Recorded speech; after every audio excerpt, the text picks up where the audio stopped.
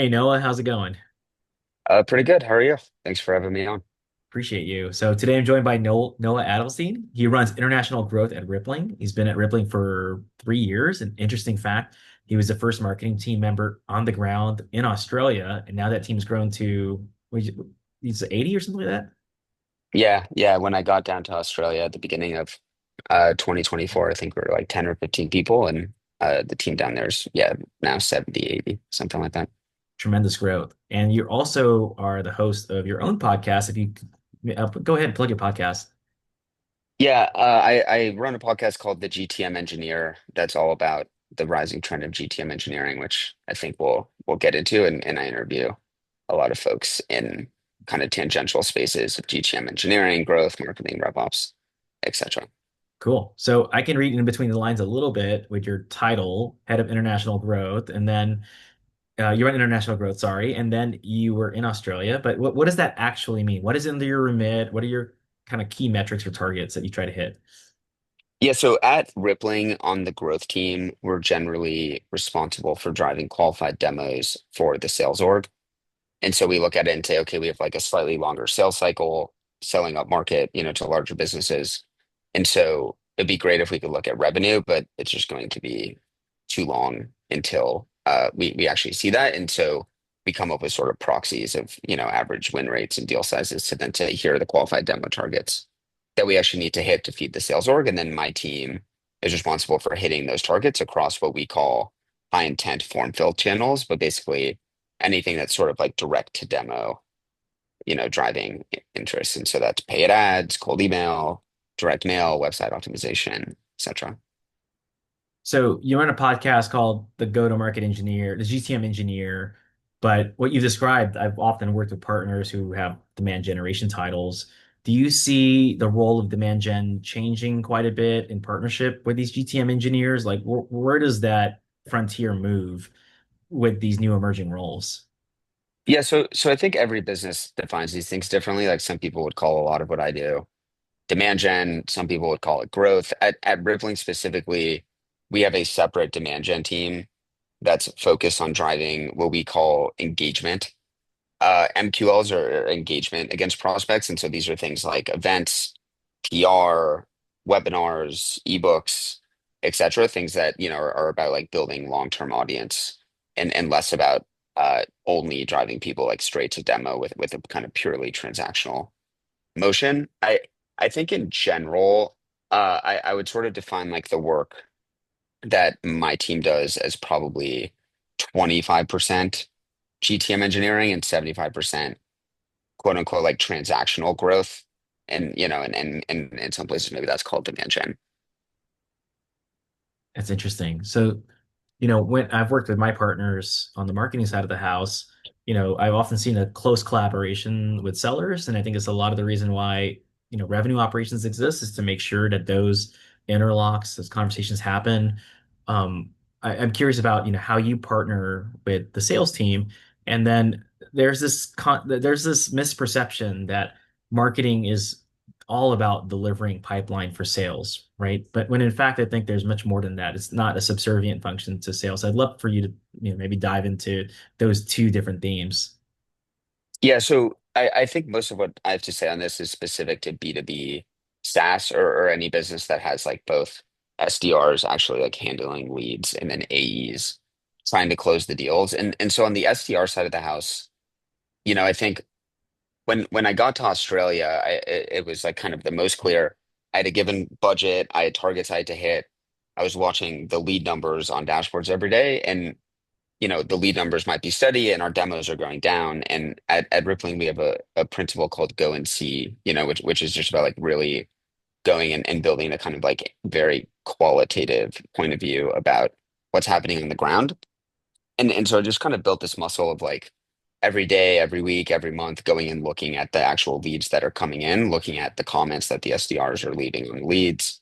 And almost immediately when I started doing this, there were just like pretty low hanging fruit all over the place. You'd find like we're sending cold emails to people and we don't have their phone numbers. And so when they reply, we're not calling them to have like a strong speed to lead or like uh we're calling this inbound lead twice, and then, they say call me back on Tuesday, and we write that in the notes, and then we don't call them back on Tuesday.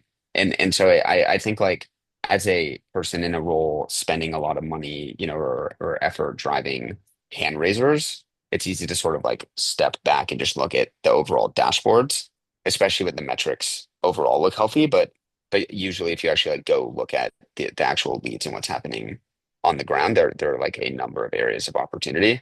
And sometimes that's like specific to the reps, sometimes that's like a systems issue, sometimes it's like a miscommunication, between kind of like the rules of engagement and like what sorts of leads the AEs want to sit versus the SDRs, right? So like for example, even just very recently, was having a conversation about like should we be running demos with companies under like some certain employee threshold? And like we have official documentation where the answer is yes, but then in practice we have this kind of like, implicit decision being made that the answer is no, and like nobody's talked about it, and there's no way to actually like, go figure that out unless you're looking all the way on the ground at the leads. And then I think on the AE side of the house, like you can actually go through the exact same exercise. And so, in growth roles that are tied to demos or pipeline, you're often not looking at what's turning into revenue. But the sort of thing I always think about is like if you're a business and you're generating 100 qualified demos a month and you're working really hard to drive all these demos, and your sales team is turning them into revenue at, let's say, 20% of them turn into revenue, you're going to have just as much of an impact getting those win rates from 20 to 30, so getting 1 out of 10 additional leads to buy, as you are going to have as driving like 100 to 150 qualified demos. That's interesting. Okay, so a couple of things there. One, instead of just trying to drive more top line, right? And obviously, depending on the market, you're going to run out of TAM, right? 'Cause you just have to be able to work with the conversion rates. And so in your mind, it's not just moving from 20 to 30%. It's actually something as simple as let's just convert 1 out of 10 more. And that's going to make up the gap from, let's just say, for example, 20 to 30. Everyone else can run their own math for their own business. I actually like that perception because then it's about, okay, what's the incremental improvement that we can make with what we have that's going to drive the end result we're looking for. And then you brought up a couple of examples about we don't have their phone number, we only have their email. And that's going to be common with, form submissions, especially if you don't have an extra step of enrichment in place, or if, you're missing some other data gap that comes in place. Um, it makes me think you need to bring in some sort of sales ops or marketing ops person to come in and help support that. What did that look like for you when you kind of did these sidecar sessions, talked with sales and found out these gaps? Like, how did you actually plug those gaps? Yeah, so on any of the gaps that were kind of coaching related, sounds really simple, but I've sort of seen a lot of people not do this correctly. It's like I think actually as simple as just putting the examples and the feedback into like a spreadsheet and sharing that with the managers, and going through that like one by one and talking through the leads and aligning on like what the kind of right course of action is. And so like as I go through, I'm like, okay, I think like we should be calling this person 5 times instead of two, right? And then that's a conversation I can have with sales management. We can align on like what's the right number. Then, we might land on four, and then it's like, okay, we have this like new expectation. On this sort of like, okay, we don't have phone numbers side of the house. For me specifically, trying to remember what I did. I think I think I just took a SQL query of all of the positive replies. So we were like parsing all of the activity data inside of Salesforce of like what people were actually saying. Started writing that into Clay on like a daily basis using census, and then enriching those with phone numbers and sending them back to sales. And the reason why I did that was because that was the sort of like 1 to 2 hour version of the solution, as opposed to kind of like going through our system, which like ultimately is what happened, but would have just taken longer. That's cool. So, 10 years ago, we would have run sequences, right? An inbound lead comes in, you plug it into a sequence. It's like a 14 step over 14-day thing. On outbound, maybe it's 30 days, 21 steps. How much of that playbook is still used today, or has it evolved, right? Because email, in my mind, is really noisy and standing out is much harder these days, even cold calling, right? So what does that world look like for sellers and how are you arming your team to be prepared for that? Yeah, so sorry, is the question like, are we still running long email sequences? Yeah, just like the inbound leads or outbound, how is your team tackling outreach, right? Is it still the old playbook of like just pure email and phone calling sequences, or is it a bit more multimodal today? Yeah, so I think that there's two things. One is like there's now a lot of stuff going on in the background of the actual sequence that can have a really important impact on like the outcomes that you get of the sequence. So that's like, what are the account-based marketing activities you're doing? Are you running paid ads against them? Are you inviting them to events and webinars? Are you sending them direct mail, right? Like all of those things. And what intent are you capturing? That might indicate it's like the right time to reach out, and then you have like really personalized copy. I think doing all of that is like the most important piece to go like squeeze the most juice out of who you're going after, especially on the outbound side of the house. Then you have the actual like sequences, number of emails and call tasks. And I think the short answer to that is like you can start with some initial playbook that somebody in the sales role probably has from a past company. And then you should basically just look at like what is the value of every incremental step in that sequence, right? And so like I've seen sequences that have like 5 or 6 emails, and it's like by the time you get to email five or even phone call number five, your yield is so low that it's just not worth the squeeze, both from like a deliverability perspective and from a rep effort perspective. And so you have to ask like, is the sales rep better off calling this person for the fifth time? Or are they better off just calling this other person who might be like slightly colder for the first time? And you can come up with like very data-driven experiments to actually like answer that and then kind of make decisions on the sequence level on a like step-by-step basis. I love that. So years ago, I would put analytics to the sequences, right? It would show something like the inbound lead. If you didn't get a hold of it in the first day, the probability of it dropping would drop precipitously. If it went past the second day, it was basically 0%. You had no chance of converting it. And then on outbound, you get to step 6 or 7. But when you're doing that, you've already sent 3 emails. You probably double tap them, called them 3 times. And you're right. What's the next best alternative? Is my percentage of converting on the next email higher than if I just went with somebody else? I think that's really key. And then you can maybe rotate that lead down the road. So we talked about cold email a little bit. Go-to-market engineering to me started out, as a way to make email smarter, stand out a lot better. And it's evolved since then. I'm curious from your vantage point, what's the state of cold email today, and how does like a go-to-market engineer really make that, that much better for organizations today? Yeah, so state of cold email. I mean, I think cold email is just getting harder and harder and harder as there's more noise, more companies sending cold email at scale, easier to get the data, easier to find signals.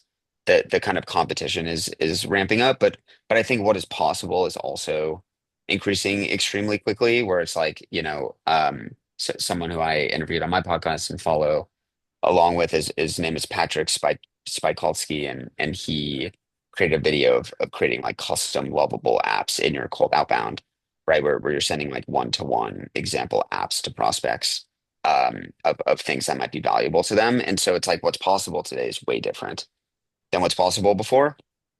And I think on email, like email actually can still work. It just is like harder than it's been in the past, but then what's possible is also kind of greater. And so I think like if you're a business and you're thinking about should we go do cold email, or our cold email program isn't working, could it be better? That you really have to ask and figure out two things. One is like how big is your TAM and how big are your deal sizes?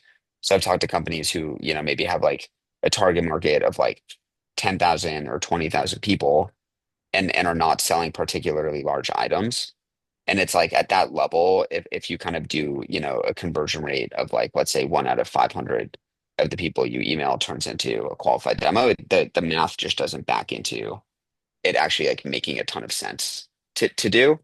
Um, Whereas if you have like way larger TAM, way larger deal sizes, and you can kind of say, okay, like most optimistically, what could this look like? And then is this worth our effort? If the answer to that is yes, then I think that there's like entire playbooks about how to be successful here and think outside the box. And I usually recommend either like finding somebody who really understands that, or just like starting with an agency to see what amazing looks like.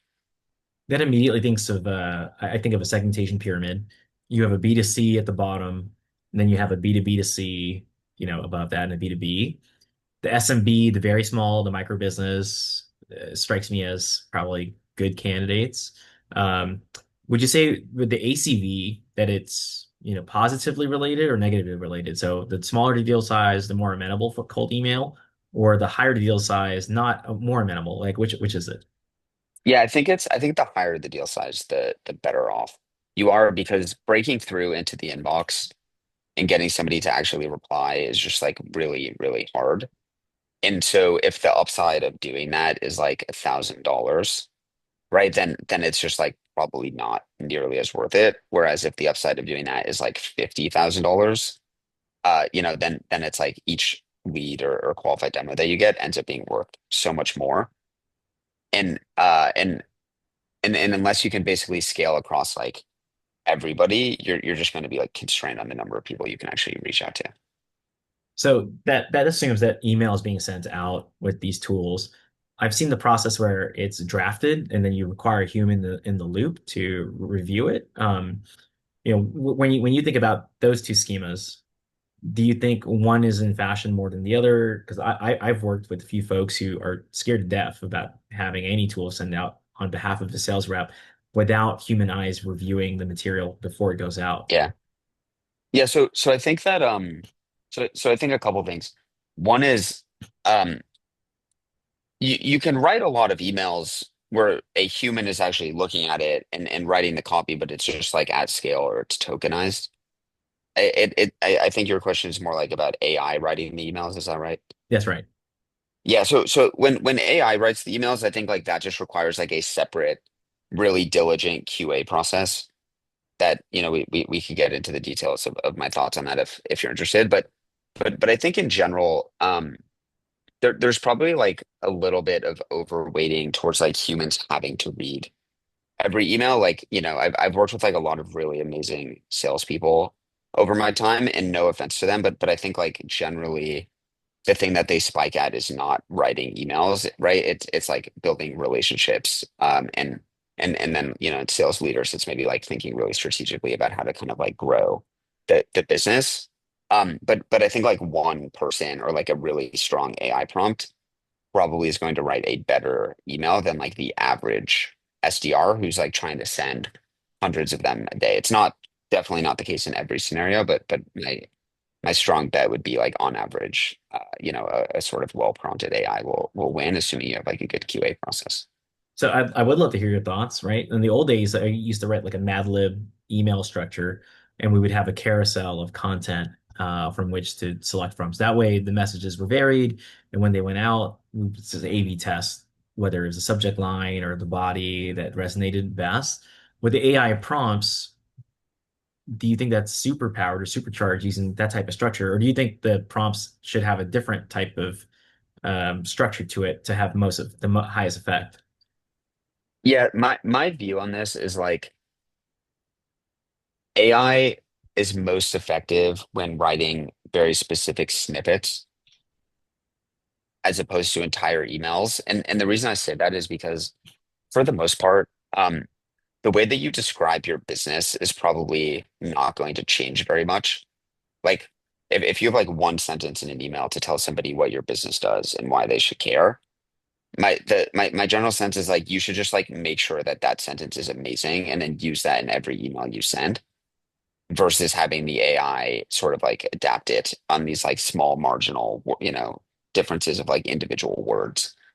And then I think where the AI can be really helpful is then like tying what your business does to like some relevant context about the person that you're actually emailing, or taking like some data that might be like not the most structured and structuring it in a way that actually makes sense, like reading off of, somebody's like LinkedIn bio and then tying that to into like how your product can help them.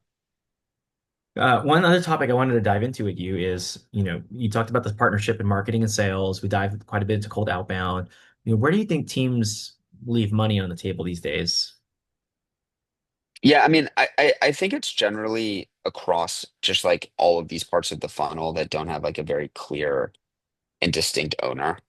And so my guess is like every business, you could basically like look from step one of the funnel, to the very end and find areas for opportunity. And anytime I sort of enter into like a new role, that this is always the first thing that I do is I just go dive really deep into all of the funnel metrics to figure out where there's sort of like very obvious low-hanging fruit. And so, at the very top of the funnel, it's like on these paid ads channels, even like how much are we spending relative to our budgets and relative to like how much we could spend on the channel. And then it's like the leads come in and it's like how quickly are we following up with the leads? And then it's like how many times are we following up with them? Do we have the right email sequence? And you could just go through this like entire process and it kind of tied to what I was saying earlier about like going and seeing on the actual like leads themselves or listening to the calls. And there's almost always area for opportunity to just like go drive uplift because there typically are just like not enough people who are really close to the data to be super rigorous across every sort of step. One other question for you. So when you went to Australia, for example, how much of the existing playbook from North America did you take with you? Or did you have to tailor and build from the edges, knowing that you were in a brand new country, maybe some brand new cultural nuances there? What did that look like for you? Yeah, yeah. So uh what did that look like? The way that I sort of thought about it was like first and foremost, like make sure we don't sound like stupid Americans that are like trying to expand internationally. Like that was like mission statement number one, and like really worked hard to just avoid any egg on face. Like, wow, like that was really stupid. I can't believe like we said that sorts of things. And so the way that I did that was just like, you know, making sure that someone from Australia looked at every single like piece of copy that went out the door, especially at the beginning, to just kind of like sense check and make sure that it actually made sense. So that was kind of like phase one. Then it was sort of like, let's go look at what's working in the US. Let's apply like some intuitive understanding about what we know about this specific market to see if anything might be different. And then let's like go roll out the things that we think are similar. And so, the kind of biggest difference, I think, beyond sort of like product capabilities, actually like expanding and building a new product that, has different limitations or can only do certain things in the early days was just like Australia's a lot smaller than the US, right? Like there are, I think, like 30 to 40 million people in Australia. And so it's like cold email at scale just like can't have the same proportional impact as it does in the US, where like you have way more people. And so instead it was like, okay, we can't do this thing that like, we spent a lot of time on in the US at the same level of scale. And so instead, like we have to find higher converting sorts of activities to actually go drive demand. That makes a ton of sense. So I always ask this at the end of the show to folks. What's one piece of advice that you'd like to leave for the go-to-market community? One piece of advice. I I think I would just say like um I think the people who are going to be the most successful in the next like handful of years are the ones who like very, very consistently, like weekly or monthly, are going back to like the drawing board of how am I spending my time? How is my team prioritizing? What does the structure of my org look like? And constantly looking at like, does this still make sense given the current capabilities of today? And I think like, it's very easy to sort of like get comfortable in the day to day and and be focused on like all of the things going on at any given moment. But there's usually just like everywhere you look, things with AI are changing super fast and areas to up level. I love that. So for those who want to connect with you, learn more about Rippling and your pod, where can folks connect with you? Yeah, you can find me on LinkedIn, or find the podcast. It's called The GTM Engineer, on my LinkedIn profile, and I figure you'll put a link in the show notes as well. Awesome. Well, thanks, Noah. Appreciate you coming on. Yeah, thanks for having me.